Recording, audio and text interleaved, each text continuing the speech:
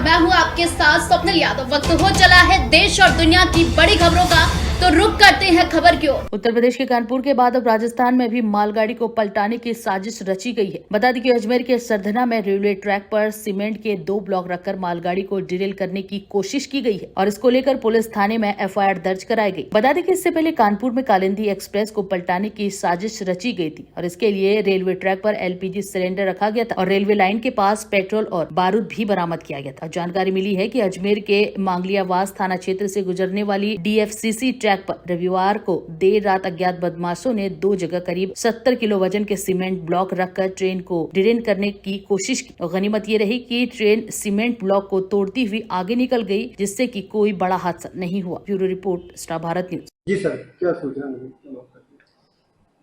8/9/24 की रात्रि लगभग 10:30 बजे के आसपास सूचना मिली कि जो डीएफसीसी रेलवे लाइन है वो लामाना गांव जो मांगलियावास थाना क्षेत्र का आखिरी गांव है, उसकी सरहद पर किन्हीं शरारती तत्वों ने, अज्ञात लोगों ने रेलवे लाइन पर 2 जगह जो है कंक्रीट के ब्लॉक्स रखकर क्या उनका उद्देश्य रहा है, पटरी बेपटरी करना या क्या और नुकसान करना या कैसे उसको, तो जिस पर कोई जनहानि नहीं हुई। ट्रेन जो उन दोनों ब्लॉक्स को तोड़ती हुई आगे निकल गई और जिस पर एसएचओ सीओ अधिकारी मौके पे गए हुए हैं और मुकदमा दर्ज जो है कर लिया गया 173/24 और 150, 152 रेलवे एक्ट में और 3 पीडीपी एक्ट में।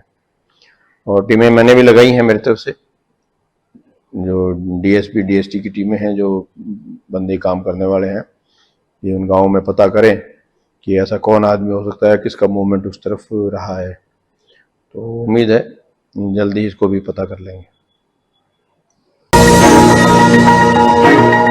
नमस्कार, आप देख रहे हैं स्टार भारत न्यूज और मैं हूं आपके साथ स्वप्निल यादव। वक्त हो चला है देश और दुनिया की बड़ी खबरों का, तो रुक करते हैं खबर की ओर। अमेरिका दौरे पर कांग्रेस सांसद और लोकसभा नेता प्रतिपक्ष राहुल गांधी ने प्रधानमंत्री नरेंद्र मोदी को लेकर एक बड़ा बयान दिया और उन्होंने कहा कि वो पीएम मोदी को पसंद करते हैं। राहुल गांधी ने कहा कि भारत भाषाओं, परंपरा, धर्मों का एक संघ है और जब भारतीय लोग अपने धार्मिक स्थलों पर जाते हैं तो वो अपने देवता के साथ विलीन हो जाते हैं। ये भारत की प्रकृति है। भाजपा और आरएसएस की गलतफहमी ये है कि वो सोचते हैं कि भारत अलग अलग चीजों का एक समूह है। उन्होंने आगे कहा कि आप आश्चर्यचकित होंगे, लेकिन मुझे मोदी पसंद है। मैं वास्तव में नरेंद्र मोदी से नफरत नहीं करता। मैं उनके दृष्टिकोण से सहमत नहीं हूं, लेकिन मैं उनसे नफरत भी नहीं करता। उन्होंने कहा कि कई मौकों पर मैं उनके साथ सहानुभूति रखता हूं। आपको बता दें कि लोकसभा में विपक्ष के नेता और कांग्रेस सांसद राहुल गांधी ने कहा कि चुनाव से पहले हम इस विचार पर जोर देते हैं कि संस्थाओं पर कब्जा कर लिया गया है। आरएसएस ने शिक्षा प्रणाली पर कब्जा कर लिया, मीडिया और जांच एजेंसियों पर भी कब्जा कर लिया। हम ये कहते रहे, लेकिन लोगों को ये समझ में नहीं आ रहा था। मैंने संविधान को आगे रखना शुरू किया और मैंने जो कुछ भी कहा था वो अचानक से फूट पड़ा। उन्होंने कहा कि गरीब भारत, उत्पीड़न भारत, जिसने ये समझ लिया कि अगर संविधान खत्म हो गया तो पूरा खेल ही खत्म हो गया। आगे उन्होंने कहा कि मुझे नहीं लगता कि निष्पक्ष चुनाव में भाजपा 246 के करीब थी। उनके पास बहुत बड़ा वित्तीय लाभ था। उन्होंने हमारे बैंक खाते बंद कर दिए। चुनाव आयोग वही कर रहा था जो वो चाहते थे। पूरा अभियान इस तरह से बनाया गया था कि नरेंद्र मोदी देश भर में अपना काम करें और जिन राज्यों में वो कमजोर थे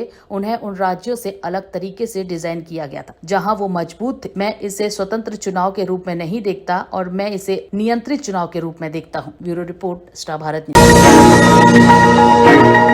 नमस्कार, आप देख रहे हैं स्टार भारत न्यूज और मैं हूं आपके साथ स्वप्निल यादव। वक्त हो चला है देश और दुनिया की बड़ी खबरों का, तो रुक करते हैं खबर की ओर। झारखंड में केंद्रीय मंत्री शिवराज सिंह चौहान ने राहुल गांधी पर बरसते हुए कहा कि विदेश में जाकर देश को बदनाम करना ये कोई सामान्य व्यक्ति नहीं बल्कि कुंठित व्यक्ति ही कर सकता है। उन्होंने कहा कि अब तो वो चुनाव आयोग पर सवाल उठाने लगे हैं। मैं मानता हूं कि हताश और निराश राहुल का विदेश में रोना रोने लगे हैं। शिवराज सिंह चौहान ने कहा कि एक अटल बिहारी वाजपेयी भी विपक्ष के नेता थे। विदेश में जाकर नरसिम्हा राव सरकार के वक्त उन्होंने देश का मान बढ़ाया था और एक विपक्ष के नेता राहुल गांधी है जो विदेश में जाकर अपने ही देश की आलोचना कर रहे हैं। Bureau report, star Bharat news.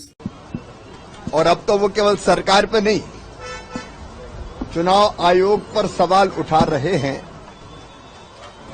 अपने देश की आलोचना दूसरे देश में जाके करना, ये किसी देशभक्त का काम नहीं हो सकता।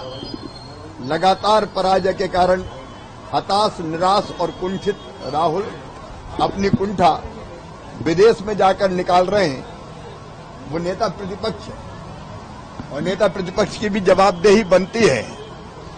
अटल जी नेता प्रतिपक्ष थे, नरसिम्हा राव जी प्रधानमंत्री थे, तो अटल जी ने नेतृत्व किया था देश का।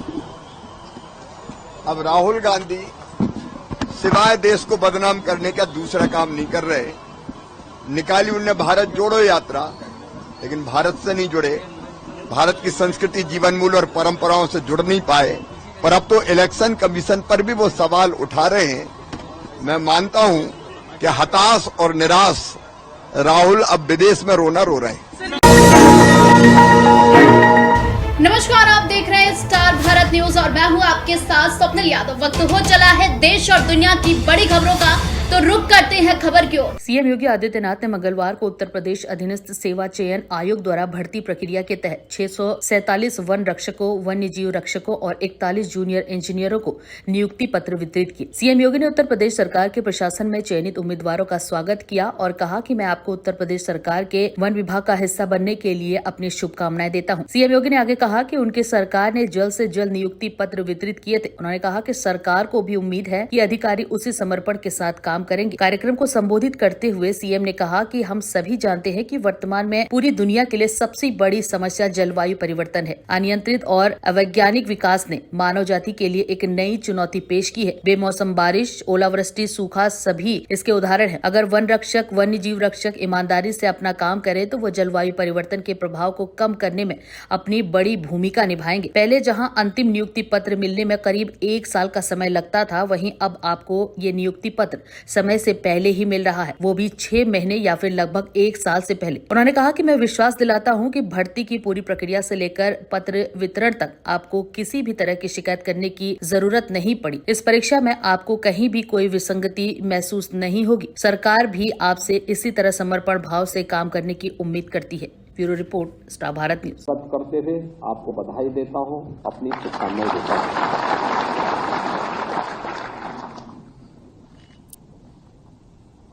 हम सब जानते हैं कि आज के दिन पे देश और दुनिया की चिंता का जो सबसे बड़ा विषय है वह जलवायु परिवर्तन, क्लाइमेट चेंज एक बहुत बड़ा ज्वलंत मुद्दा दुनिया के सामने आ खड़ा हुआ है। अनियंत्रित, अवैज्ञानिक और अनियोजित विकास आज संपूर्ण मानवता के सामने एक नया संकट खड़ा कर चुका है। आप देख रहे होंगे असमय बारिश होना, अतिवृष्टि होना, ओलावृष्टि होना, एक ही समय में, एक ही क्षेत्र में, अलग अलग पार्ट में एक जगह सूखा पड़ा है, एक जगह बाढ़ आई है, कहीं पर अतिवृष्टि हो जा रही है और कहीं पर लोग एक बूंद जल के लिए तरस जाते हैं। दोनों नुकसानदायी है, अति सर्वथा प्रचेत। और ये चीज आज हम सब जलवायु परिवर्तन के दुष्परिणामों के भुक्तभोगी हैं। आज 688 ये नवनियुक्त वन रक्षक और वन्य जीव रक्षक अगर ईमानदारी के साथ अपना कार्य करेंगे तो जलवायु परिवर्तन के दुष्प्रभाव को कम करने में एक बड़ी भूमिका का निर्वहन कर सकते हैं। और जिससे आज आपको यहां पर नियुक्ति पत्र वितरण के इस कार्यक्रम के साथ जोड़ा गया है। आप सब जानते हैं कि नियुक्ति की प्रक्रिया संपन्न होने के बाद, यानी विभाग अधीनस्थ सेवा चयन आयोग या विभागीय परीक्षा के बाद या जो भी बोर्ड और कमीशन के द्वारा परीक्षा होती है उसके बाद भी जब फाइनल नियुक्ति पत्र मिलने में लगभग 1 वर्ष लग जाता था, लेकिन बिना किसी उसके लिए लेट किए बगैर आपको 6 महीने से 1 वर्ष पहले यह नियुक्ति पत्र प्राप्त हो रहा है। एक विश्वास के साथ, एक नई प्रतिबद्धता के साथ कि अगर सरकार ने आपको 6 महीने या 1 वर्ष पहले ये नियुक्ति पत्र प्रदान किया है, भर्ती की प्रक्रिया से लेकर के नियुक्ति पत्र वितरण की पूरी प्रक्रिया में कहीं भी आपको सिफारिश कराने की आवश्यकता नहीं पड़ी, कहीं भी कोई लेन देन की नौबत नहीं आई, किसी भी स्तर पर आपको नहीं लगा होगा कि कुछ लोग प्रभावित करके परीक्षा में अनुचित साधन का प्रयोग करते हुए इस परीक्षा को प्रभावित कर सकते हैं, तो सरकार भी आपसे इसी अपेक्षा के साथ कार्य करने।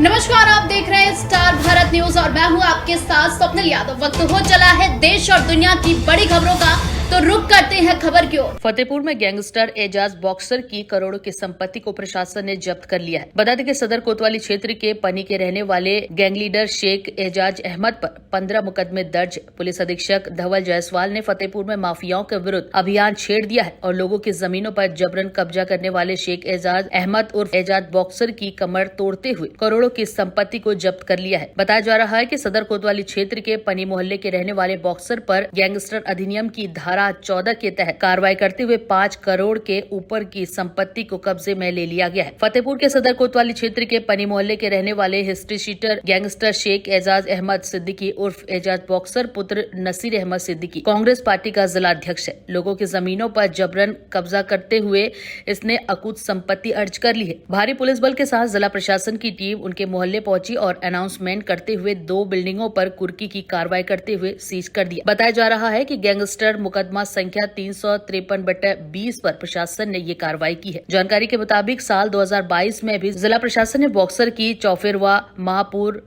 उदनापुर, शेखपुर, उनवा, बस्तापुर में करीब 10 करोड़ की संपत्ति को कुर्क किया था। जानकारों की माने तो इसने अपनी कई संपत्ति बेनामी भी बना रखी है, जिसकी जांच प्रशासन लगातार कर रहा है। पुलिस इस गैंग लीडर के साथियों की भी कुंडली खंगाल रही है। फतेहपुर के एसपी धवल जायसवाल ने बताया कि gang leader history sheeter Ejaz boxer पर सदर कोतवाली में 15 मुकदमे दर्ज है। माफियाओं के विरुद्ध चलाए जा रहे अभियान में प्रशासन ने कड़ी कार्रवाई करते हुए 2 भवन जमीन सहित कुर्की की है। उन्होंने कहा कि संपत्ति की बाजार कीमत 5 करोड़ से भी अधिक है। Bureau report, star Bharat news. Fatehpur के अंतर्गत थाना कोतवाली क्षेत्र में माफियाओं के विरुद्ध चलाए जा रहे अभियान के क्रम में आज गैंगस्टर शेख एजाज अहमद उर्फ बॉक्सर की लगभग 5 करोड़ रुपए से अधिक की संपत्ति गैंगस्टर एक्ट की धारा 14A के अंतर्गत जब्त की गई है। इस क्रम में भूमि सहित 2 भवन शामिल हैं, जिनकी बाजार कीमत 5 करोड़ रुपए से अधिक है। शेख एजाज उर्फ बॉक्सर जनपद का कुख्यात माफिया है। इसके ऊपर 15 से अधिक मुकदमे जनपद के थानों पर पंजीकृत हैं। ये थाने का कुख्यात हिस्ट्री शीटर है। इसकी समस्त चल अचल संपत्तियों की विधिवत जांच की जा रही है। सभी पक्षों की गंभीरता से पड़ताल करके अग्रिम विधिक कार्रवाई की जा रही है। सुनो सुनो मोहल्ला वासी,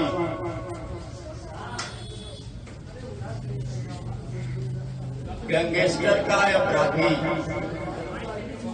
शेख एजाज अहमद सिद्दीकी उर्फ बॉक्सर, पुत्र नसीर अहमद सिद्दीकी, निवासी पनी, थाना कोतवाली नगर, जनपद फतेहपुर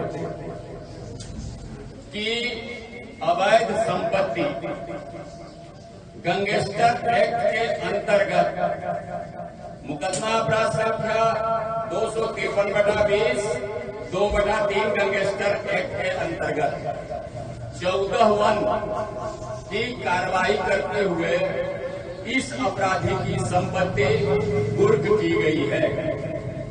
संपत्ति का विवरण: इसकी यह भूखंड, बिल्डिंग, मकान 184.85, 184.25, 92.13 मीटर, पाद संख्या 831/22 तथा बिल्डिंग 174 वर्ग मीटर।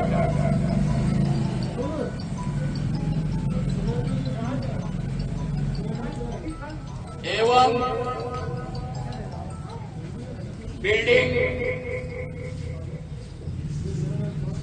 भूखंड 15 वर्ग मीटर एवं 24 वर्ग मीटर।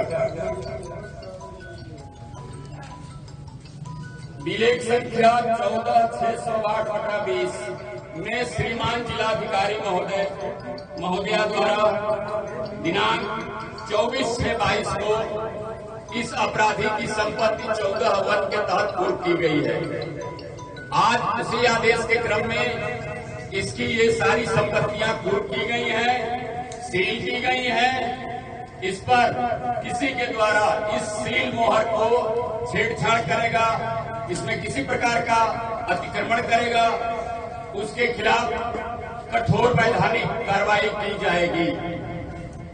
गांव मोहल्ला वासियों, पनीर चौधराना सभी को सूचित किया जाता है। यह गैंगस्टर एक्ट का अपराधी एजाज उर्फ बॉक्सर पुत्र नसीर निवासी पनी थाना कोतवाली नगर की ये अवैध संपत्ति कुर्क की गई है। इस सील की गई संपत्ति पर किसी के द्वारा कोई छेड़छाड़, कोई कार्रवाई की जाएगा, किसी प्रकार का जो है अवैध अतिक्रमण या सील भंग किया जाएगा, सील को सरोमोहर जो ताला है तोड़ा जाएगा, या इसमें किसी प्रकार की अतिक्रमण करने का प्रयास किया जाएगा, उसके खिलाफ कानूनी कार्रवाई होगी। सुनो सुनो गांव मोहल्ला वासी। नमस्कार, आप देख रहे हैं स्टार भारत न्यूज और मैं हूं आपके साथ स्वप्निल यादव। वक्त हो चला है देश और दुनिया की बड़ी खबरों का, तो रुक करते हैं खबर की ओर। राजधानी लखनऊ के निगोहा थाना क्षेत्र के ग्राम मीरक नगर में एक प्रॉपर्टी डीलर को गोली मार दी गई है। बता दें कि घर के पास बदमाशों द्वारा शहनशाह नामक व्यक्ति को गोली मार दी और उसे घायल अवस्था में अस्पताल भेजा गया है, जहां पर उसका इलाज चल रहा है। वहीं एसीपी मोहनलालगंज और थाना प्रभारी भी निगोहा में मौजूद है। मीरक नगर स्थित घर पहुंचे प्रॉपर्टी डीलर के कार से उतरते ही बदमाशों ने उस पर कई राउंड गोलियां बरसाई और गंभीर हालत में प्रॉपर्टी डीलर को एपेक्स ट्रॉमा सेंटर में भर्ती कराया गया है। Bureau report, star Bharat news. नमस्कार, आप देख रहे हैं स्टार भारत न्यूज और मैं हूं आपके साथ स्वप्निल यादव। वक्त हो चला है देश और दुनिया की बड़ी खबरों का, तो रुक करते हैं खबर की ओर। राजधानी लखनऊ में आज भी यूपी पीसीएफ के कर्मचारी प्रदर्शन कर रहे हैं। बता दें कि यूपी पीसीएफ के कर्मचारियों के प्रदर्शन का आज दूसरा दिन है। कल यूपी पीसीएफ ऑफिस के सामने प्रदर्शन किया गया था और प्रदेश भर से यूपी पीसीएफ के कर्मचारी इको गार्डन पहुंचे हैं। यूपी पीसीएफ के प्रबंध निदेशक को हटाने की मांग और 7वें वेतन को लेकर कर्मचारी प्रदर्शन कर रहे हैं। Bureau report, star Bharat news.